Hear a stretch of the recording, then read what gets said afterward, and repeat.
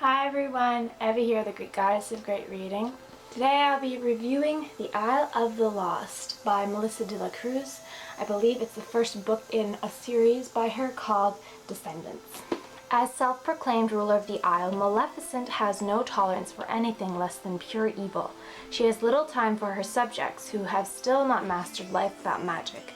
Her only concern is getting off the Isle of the Lost. At 16, Maleficent's daughter is the most talented student at Dragon Hall, best known for her evil schemes. And when she hears about the search for the Dragon's Eye, Mal thinks this could be her chance to prove herself the cruelest of them all. Having been castle schooled for years, Evil Queen's daughter, Evie, doesn't know the ins and outs of Dragon Hall, but she's a quick study, especially after she falls for one too many of Mal's little tricks. As the son of Jafar, Jay is a boy of many talents, stealing and lying, to name a couple.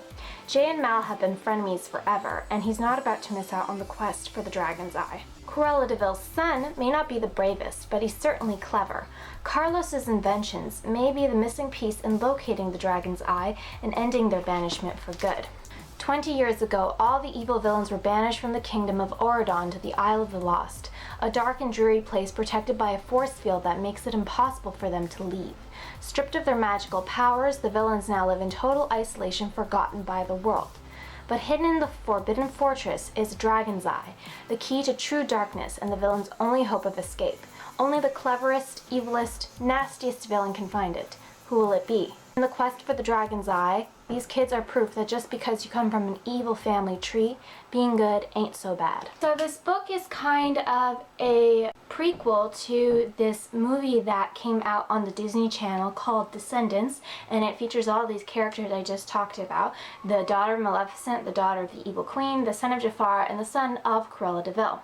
So spoilers for all those Disney movies if you guys haven't seen them, which I would imagine you would at this point in your life, and if you haven't, get on it. So the story was fun. It was middle grade, and I believe anyway, because that's where I found it in my local bookstore in that section. So it was written for a younger audience. I still enjoyed it. There were some problems with the book itself. The editing was a bit poor. There were a lot of grammatical mistakes and words that were omitted that should have been there, and words that were clearly supposed to be another word. So the editing was done poorly, so whoever was in charge of that, they need to do a better job. Now the island that they live on, the Isle of the Lost, is essentially where all the leftovers from Auradon, the place where all the princes and princesses and the good guys of the Disney movies live, all the leftovers from their land and all the stuff that's not deemed good enough comes to the Isle of the Lost. So there's a lot of description of the Isle of the Lost and how it's so dreary and gloomy, and they get like crappy coffee and wormy apples and stale bread and stinky cheese and all this gross food, and they just Melissa de la Cruz keeps relaying this on us over and over and over again. And at first, yeah, you need that sort of description sort of ingrained in you to understand just how crappy this island is. But after a while, it gets a bit annoying to have it kind of shoved back in your face over and over. And I'm just thinking to myself, okay, I get it. It's not a great place to be.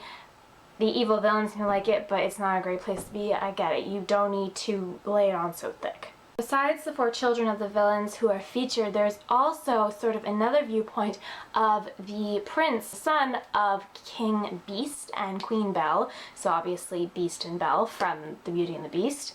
Their son, Ben, who is destined to take over the throne very soon and is practicing to be king. He has dreams of Mal, Maleficent's daughter, on the Isle of the Lost, and he starts to question his existence on Auradon and starts wondering about the people over on the Isle of the Lost. He doesn't actually know that it was Mal in his dreams, but we as the reader know. But he starts questioning that, and everyone around him is kind of weirded out that he has these ideas and these thoughts that maybe things aren't as great as they seem on Auradon. And that's always how one thing starts, you know? The kid who has all the great stuff starts to wonder what it's like on the other side. In this case, I think he wants to help the villains, or at least the children of the villains, because he believes that maybe they didn't do anything wrong. Their parents did something wrong, and now they are paying the price for it, and it's not right. The children of the villains all seem to want the attention and the approval of their parents. Mal is definitely a case for that. Carlos is sad at times, you can tell, because his mother's greatest love is her furs and her car, not her own son. The only sort of parent that actually acts like they care about their child at all is the evil queen, but that's just because she's always obsessing over her daughter's looks and that her daughter needs to be wearing her blush and reapply her makeup and do her hair and all this stuff. So she really just wants her daughter to be the prettiest of them all, fairest of them all, right? She was obsessed with that.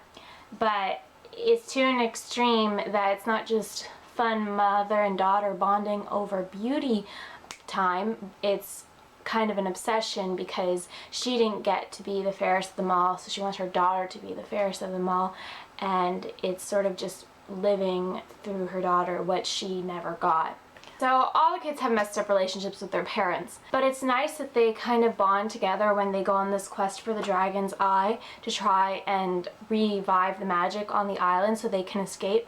Because Mal hates Evie because Mal wasn't invited to Evie's 6th birthday party. Sound familiar? Who's Mal the daughter of again? Yeah, apparently a dislike for parties runs in the family. But it's nice to see them sort of develop relationships with each other, since they can't seem to have good relationships with their own parents who they desire so much approval of, and they bond over that fact that they all have those issues with their parents. It's so sad though, because they are constantly trying to be mean and evil and not care, because you're not supposed to care as the child of a villain.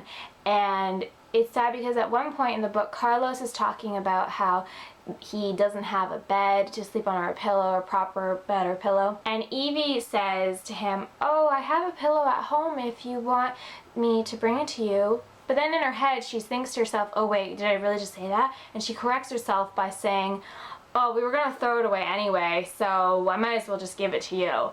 And it's so sad that they have to resort to that, because Evie actually really cares, it seems, and Carlos too. They seem like, out of the group of 4, those two seem the most caring and the most genuine with each other, like, because they develop a friendship with each other first, because they are kind of the outcasts from everyone else. Jay and Mal are a bit more ruthless, but they do develop some compassion in themselves, as you'll see as the story progresses, because Mal begins with sort of this vendetta against Evie, but it slowly turns into a great friendship and leaves us at a cliffhanger of what the 4 of them are going to end up doing in the next book or in the movie. So even with a few of the issues I had with the book, there weren't that many. It's a great fun read, really fast paced, so I do recommend you guys pick it up if you like Disney movies and what you maybe thought might have happened to the villains. They've created a sort of other reality of what might have happened to them. They're happily ever after. So pick up The Isle of the Lost by Melissa de la Cruz at a local bookstore near you. Also check out the movie The Descendants that is, I believe, on DVD now for sale at retailers near you. If you guys have read The Isle of the Lost, let me know what you thought about it in the comments below. And if you've seen the movie, let me know if you think it's good as well, because I maybe want to see it. My Twitter and my website are linked in my bio below, as well as the music that is featured on my videos by my friend Lenny Papadopoulos. I've linked his SoundCloud below as well. Hit subscribe if you guys like what you see or want to see more videos by me. I'm Evie, the Greek goddess of great reading, and until next time guys, keep reading.